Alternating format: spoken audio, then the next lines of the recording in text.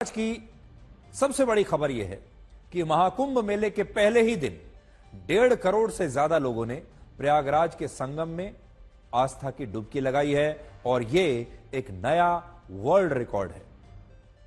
सुबह 3:30 बजे से शाम 5 बजे के बीच हर घंटे लगभग 11.5 लाख, हर मिनट लगभग 19,000 और हर सेकंड लगभग 350 लोगों ने स्नान किया है। दुनिया में अब तक ऐसा कभी कोई कार्यक्रम या धार्मिक आयोजन नहीं हुआ जिसमें एक दिन में 1.5 करोड़ से ज्यादा लोगों ने हिस्सा लिया हो। और यहां तो हिस्सा लेने की भी बात नहीं हो रही, यहां तो स्नान की बात हो रही है। 1.5 करोड़ लोगों ने स्नान किया है। 5 से 6 दिन चलने वाली हज यात्रा में भी अधिकतम 30 लाख मुसलमान शामिल होते हैं। यरूशलेम के ईस्टर वीक में एक हफ्ते में 40 लाख क्रिश्चियंस शामिल होते हैं और इराक में होने वाले मुसलमानों के धार्मिक आयोजन में भी लगभग 2 करोड़ शिया मुस्लिम शामिल होते हैं। लेकिन इस बार के महाकुंभ में 40 करोड़ से ज्यादा लोग शामिल होने वाले हैं, जिनमें 1.5 करोड़ लोगों ने सिर्फ आज ही के दिन यानी पहले ही दिन कुछ ही घंटों में प्रयागराज के 44 घाटों पर गंगा, यमुना और सरस्वती नदी की त्रिवेणी में स्नान किया है। यह पहला स्नान है जो पौष माह की पूर्णिमा तिथि से शुरू हुआ और इस दौरान संगम में स्नान करने आए श्रद्धालुओं पर हेलीकॉप्टर से 20 क्विंटल फूलों की वर्षा की गई। ये तस्वीरें आप देखिए, हेलीकॉप्टर से पुष्प वर्षा की जा रही है।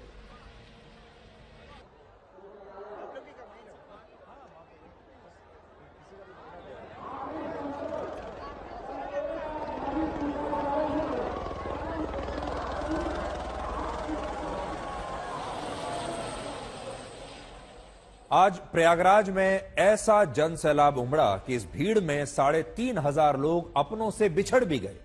लेकिन बड़ी बात और अच्छी बात यह है कि सरकार ने इस तरह के केंद्र बनाए हैं जिनकी मदद से ये सभी लोग अपनों से बिछड़ने के बाद शाम तक उनसे आसानी से मिल भी गए। यानी शिकायतें तो 3,000 से ज्यादा लोगों की आई कि वो बिछड़ गए हैं, लेकिन शाम होते होते सब अपने परिवारों से मिल चुके थे। इसके अलावा आज 25 अलग अलग सेक्टर्स में 12 किलोमीटर लंबे घाटों पर श्रद्धालुओं ने महाकुंभ मेले का पहला स्नान किया और इस दौरान लगभग 60,000 जवान महाकुंभ मेले की सुरक्षा में तैनात रहे। और इसीलिए आज दुनिया भारत से 3 बातें सीख सकती है। पूरी दुनिया के लिए एक बहुत बड़ी केस स्टडी है। पहली बात जो दुनिया सीख सकती है भारत से वो है इवेंट मैनेजमेंट। कैसे इतने बड़े आयोजन को इतनी कुशलता के साथ उसका आयोजन किया जाता है, तो इवेंट मैनेजमेंट आज दुनिया को हमसे सीखना चाहिए।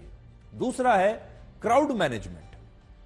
करोड़ों लोगों की भीड़ को कैसे मैनेज किया जाता है, करोड़ों लोगों की भीड़ के लिए क्या इंफ्रास्ट्रक्चर चाहिए और कैसे उन्हें एक सिस्टम के तहत स्नान के लिए ले जाना है। ये इतना बड़ा क्राउड मैनेजमेंट जो है, भीड़ प्रबंधन, ये पूरी दुनिया को आज भारत ही सिखा सकता है। और तीसरा है इतने बड़े आयोजन की करोड़ों लोगों की सुरक्षा व्यवस्था करना।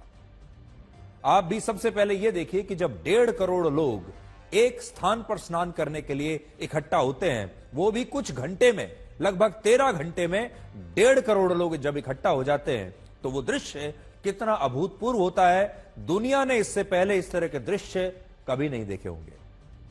तो महाकुंभ का इतना भव्य आयोजन आप अपनी स्क्रीन पर देख रहे हैं और महाकुंभ में अभी अमृत या शाही स्नान की शुरुआत नहीं हुई है।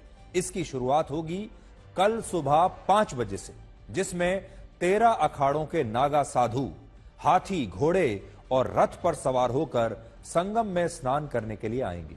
और इस बार के महाकुंभ में कुल 3 अमृत स्नान होंगे।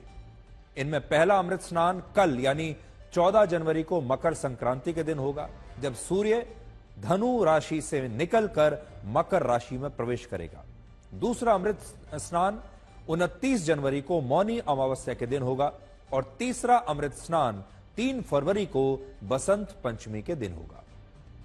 इन्हें अमृत स्नान क्यों कहा जाता है, आज आप ये भी जान लीजिए। अमृत स्नान इसलिए कहा जाता है क्योंकि ये स्नान कुछ विशेष तिथियों पर ही होते हैं और दूसरा इनमें नागा साधु भव्य तरीके से स्नान में हिस्सा लेने के लिए आते हैं और यही कारण है कि इसे शाही स्नान भी कहा जाता है और नागा साधु सबसे पहले ये स्नान करते हैं। अब आप ये देखिए कि सनातन धर्म में महाकुंभ के स्नान को इतना पवित्र क्यों माना गया है। इसके भी दो कारण हैं। पहला कारण यह है कि जिन 4 स्थानों पर कुंभ मेले का आयोजन होता है वहां समुद्र मंथन से निकले अमृत कलश की कुछ बूंदें गिरी थी, इसलिए ये पवित्र स्थान है। ये 4 स्थान हैं हरिद्वार, प्रयाग, नासिक और उज्जैन। इसीलिए जो कुंभ के मेले का आयोजन होता है ये इन 4 स्थानों पर ही होता है, क्योंकि ये सबसे पवित्र स्थान माने गए हैं। यहीं पर अमृत की बूंदें गिरी थी। दूसरी बात यह है कि इसका संबंध पुण्य कर्मों से भी है। सनातन धर्म में मनुष्य के जीवन की 2 शाखाएं बताई गई हैं। आपका जीवन इन 2 शाखाओं में बटा हुआ है। एक है पुण्य और दूसरा है पाप। यानी आपने अपने जीवन काल में कितने पुण्य किए हैं और कितने पाप किए हैं। ऐसी मान्यता है कि मनुष्य द्वारा अर्जित किए गए पुण्य से पापों के प्रभाव को कम किया जा सकता है और महाकुंभ में स्नान करने से इसी पुण्य की प्राप्ति होती है। आपने देखा होगा सनातन धर्म में लोग अपने जीवन में ज्यादा से ज्यादा पुण्य कमाना चाहते हैं और अपने पापों का प्रायश्चित करना चाहते हैं कि जब वो यहां से विदा लें तो उनके जीवन का जो रजिस्टर लिखा जाएगा उसमें पुण्य ज्यादा हो और पाप कम हो। लेकिन पाप को कम कैसे किया जाए, पापों का प्रायश्चित कैसे किया जाए और पुण्य कैसे कमाया जाए, ये उसका तरीका है। जैसे सामान्य स्नान शरीर के मैल को साफ करता है, अगर आपको अपना शरीर साफ सुथरा करना है तो आप स्नान करते हैं हर रोज। ठीक उसी प्रकार से महाकुंभ का स्नान शरीर के नहीं बल्कि मन के मैल को साफ करता है और ये आपके बही खाते में लिखे हुए पापों को भी खत्म कर देता है, उनका विनाश कर देता है। महाकुंभ का स्नान अलग अलग राशियों के गोचर, उनके योग और शुभ मुहूर्त के साथ आता है और यही कारण है कि इस स्नान को करने से इंसान के सारे पाप धुल जाते हैं और पुण्य की प्राप्ति होती है। यही तो इंसान चाहता है कि पुण्य मिल जाएं और पाप खत्म हो जाए। प्रयागराज में स्नान का महत्व और भी बढ़ जाता है क्योंकि प्रयागराज को त्रिवेणी कहते हैं। त्रिवेणी इसलिए क्योंकि यहां गंगा, यमुना और सरस्वती नदी का संगम है। सरस्वती नदी को लेकर मान्यता है कि यह अब भी धरातल के नीचे बह रही है और इस त्रिवेणी में महाकुंभ के दौरान डुबकी लगाकर स्नान करना सबसे पवित्र माना जाता है और कहते हैं कि इससे मोक्ष की प्राप्ति होती है और इंसान के सारे पाप धुल जाते हैं। महाकुंभ का योग 144 वर्षों में एक बार बनता है और अगर इस बार के महाकुंभ में आपने हिस्सा नहीं लिया, ये पवित्र स्नान नहीं किया, तो यह अवसर आपके जीवन में फिर दोबारा कभी नहीं आएगा। इसलिए आपको यह बता रहे हैं कि जो महाकुंभ है ये अवसर आपके जीवन में पहली और आखिरी बार आ रहा है। अगला महाकुंभ आज से 144 वर्ष के बाद अब वर्ष 2169 में होगा। सोचकर देखिए, 2169 में अगला महाकुंभ होगा। अब आप सोच लीजिए कि आप में से कितने लोग ऐसे होंगे जो वर्ष 2169 तक जीवित होंगे, जिनके जीवन में यह दूसरा मौका आएगा। और इसीलिए इस बार का महाकुंभ दुर्लभ भी है और बहुत खास भी है। महाकुंभ तब होता है जब 12 पूर्ण कुंभ पूरे होते हैं और क्योंकि एक पूर्ण कुंभ 12 वर्षों में एक बार होता है, इसलिए 12 पूर्ण कुंभ को पूरा होने में 144 वर्ष लगते हैं और इस तरह महाकुंभ 144 वर्षों में एक बार आता है। अनुमान है कि इस दुर्लभ संयोग के कारण महाकुंभ मेले में 30 जनवरी से लेकर 26 फरवरी के बीच लगभग 40 करोड़ लोग आएंगे।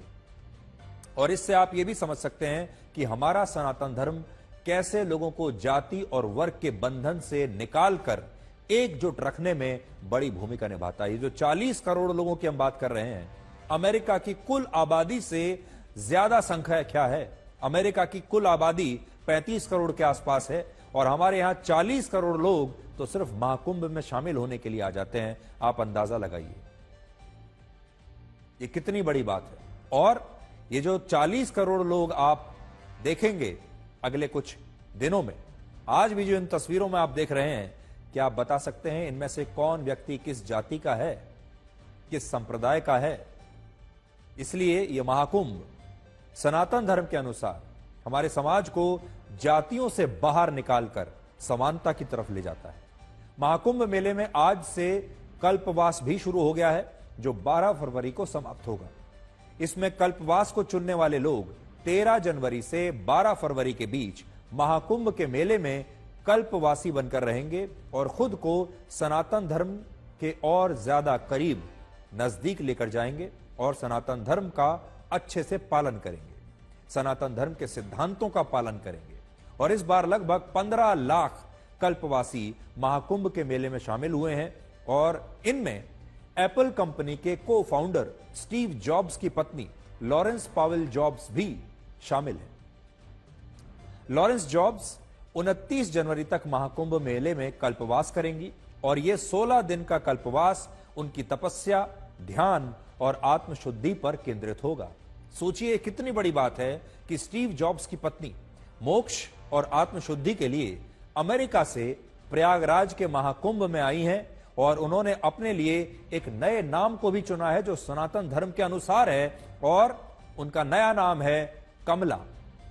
इससे आप समझ सकते हैं कि महाकुंभ और सनातन धर्म की आध्यात्मिक शक्ति भारत के लिए कितनी बड़ी सॉफ्ट पावर बन सकती है।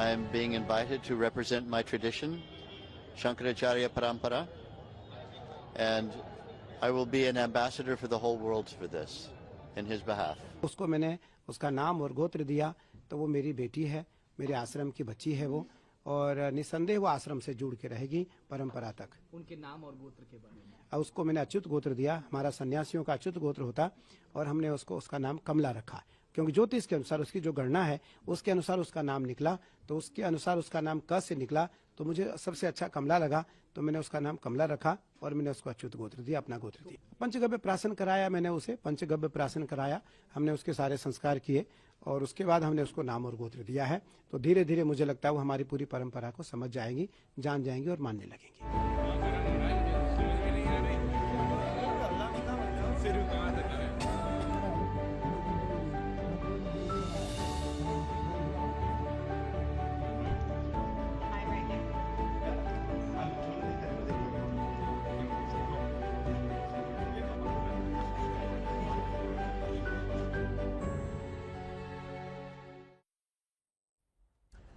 और स्टीव जॉब्स की पत्नी की ही तरह America, France, Italy, Britain, Brazil, दक्षिण अफ्रीका और रशिया समेत दुनिया भर के न जाने कितने देशों से लोग महाकुंभ में हिस्सा लेने के लिए आए हैं और इन सभी का कहना है कि ये मोक्ष के लिए यहां पर आए हैं। सबको मोक्ष चाहिए और ये मोक्ष और आत्मशुद्धि उन्हें महाकुंभ में ही प्राप्त हो सकती है और यह हमारे देश, हमारी सनातन संस्कृति और हमारे सनातन धर्म के लिए एक बहुत गर्व की बात है।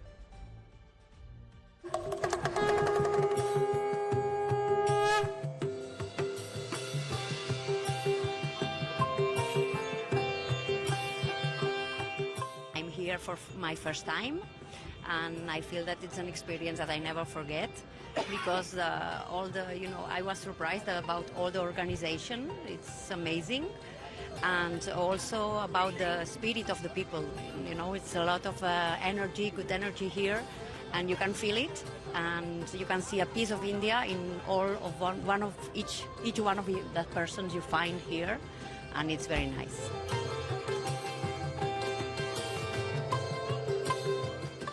इन्होंने पिछले साल ही फरवरी में ही फोन करके रजिस्टर करवाया इस कुंभ मेले के लिए। हाँ, पिछले साल फरवरी में। तो उसी के चलते हमारा कनेक्शन पिछले साल फरवरी में हुआ और अप्रैल में भारत आए और गंगोत्री यमुनोत्री ये क्या बोलते हैं गोमुख तक का यात्रा उन्होंने करी। ओम तत्पुरुषाय विद्महे महादेवाय धीमहि Tanno Rudra Prachodayat. Om Tat Purushaya Vidmahe Mahadevaya Dimmahe Tanno Rudra Prachodayat.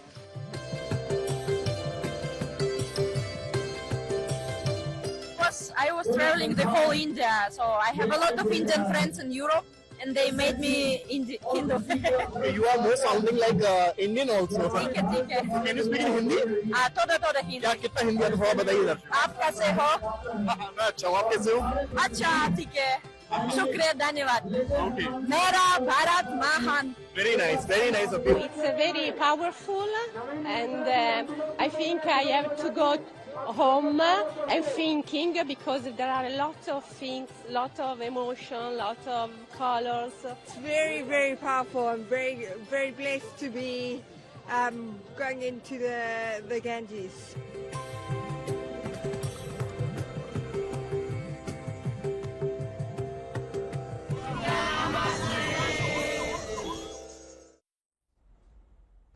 ये सारी तस्वीरें आपको दिखाने का एक मकसद ये भी है कि हमारे देश में 100 करोड़ से ज्यादा हिंदू रहते हैं जो सनातन धर्म को मानते हैं, लेकिन आज भी हमारे देश में कुछ लोग ऐसे हैं जो सनातन धर्म के सार्वजनिक प्रदर्शन पर हिचकिचाहट महसूस करते हैं।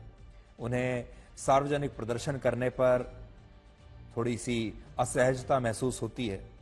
बहुत सारे लोग हमारे देश में ऐसे हैं जो हमारी इन पुराने जमाने की पद्धतियों को अंधविश्वास कहते हैं कि वैज्ञानिक रूप से कहीं साबित नहीं होती, इस तरह की बातें करते हैं। आज उन तमाम लोगों को सनातन धर्म की ताकत दिखाने के लिए हमने आपको ये तस्वीरें दिखाई हैं। बाहर से, विदेशों से, पश्चिमी देशों से, जिन्हें हमारे देश के बहुत सारे लोग फॉलो करना चाहते हैं, पश्चिमी देशों जैसा बनना चाहते हैं, उनके समाज जैसा बनना चाहते हैं, उन्हें हम ये बताना चाहते हैं कि देखिए सनातन धर्म में कितनी ताकत है। कि पूरी दुनिया से लोग यहां पर आते हैं मोक्ष की प्राप्ति के लिए। इस बार महाकुंभ की तैयारियों पर सरकार ने लगभग 7,000 करोड़ रुपए खर्च किए हैं। कुल 4,000 हेक्टेयर के क्षेत्र में महाकुंभ के मेले का आयोजन हो रहा है। 25 सेक्टर्स बनाए गए हैं, जिसमें कुल 12 किलोमीटर लंबे 44 घाटों का निर्माण हुआ है जहां लोग स्नान कर सकते हैं। संगम क्षेत्र में 30 तैरने वाले फ्लोटिंग ब्रिज या तैरने वाले पुल बनाए गए हैं। कुल 450 किलोमीटर की अस्थायी सड़कें बनाई गई हैं। 67,000 स्ट्रीट लाइट्स लगाई गई हैं। 1.5 लाख शौचालय बनाए गए हैं और मेले के क्षेत्र में कुल मिलाकर 55 पुलिस स्टेशन बनाए गए हैं और कुल 45,000 पुलिस कर्मियों को वहां पर तैनात किया गया है सुरक्षा के लिए। 3,000 से ज्यादा कैमरे लगाए गए हैं और अनुमान है कि इस बार 60 से ज्यादा देशों के लोग महाकुंभ में स्नान करने के लिए यहां पर आ सकते हैं। किस स्तर का आयोजन ये हो रहा है, ये नंबर्स आपको अपने आप बता देंगे।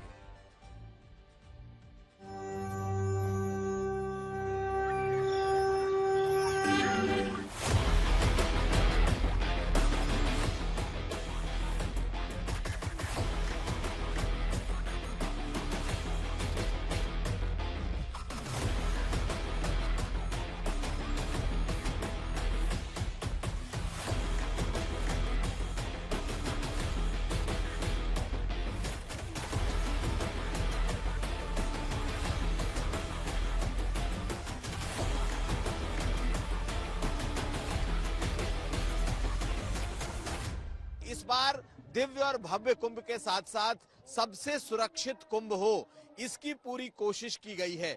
और अगर हम आपको दिखाएं तो तमाम जो अधिकारी हैं, चाहे वो आईजी से लेकर के एडीजी से लेकर के नीचे कांस्टेबलरी हो, सब के सब इस वक्त इस महाकुंभ में अलग अलग लोकेशंस पर मौजूद हैं। आप इस वक्त घोड़ों की चहलकदमी, जिस पर पुलिस वाले मौजूद हैं, बड़ी तादाद में पुलिस वालों की मौजूदगी है। 3,000 से ज्यादा सीसीटीवी कैमरे लगाए गए हैं, जिन्होंने पूरे इस कुंभ क्षेत्र को ही नहीं, पूरे प्रयागराज को मैप कर रखा है।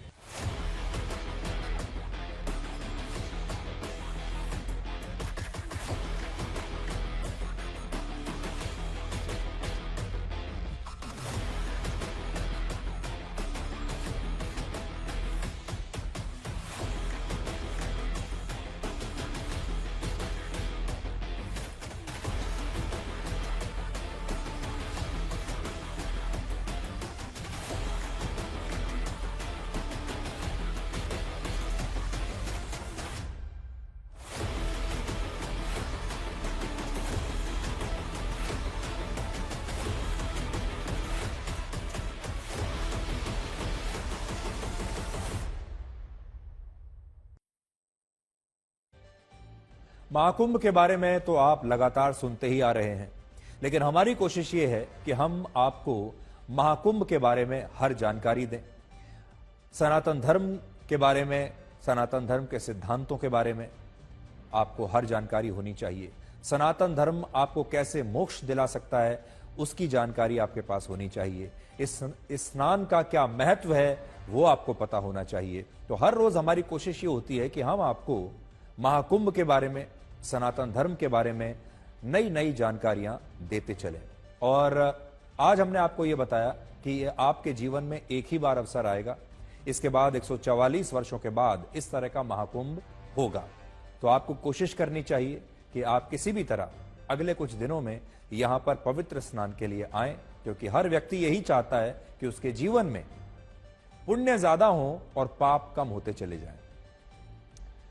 कल हम आपको यह बताएंगे कि अगर आप किसी कारण से इस महाकुंभ में शामिल नहीं हो पाते, किसी कारण से महाकुंभ में आप पवित्र स्नान नहीं कर पाते, तब आपको क्या करना चाहिए। कल आप इंतजार कीजिएगा, हम आपको यह भी बताने वाले हैं।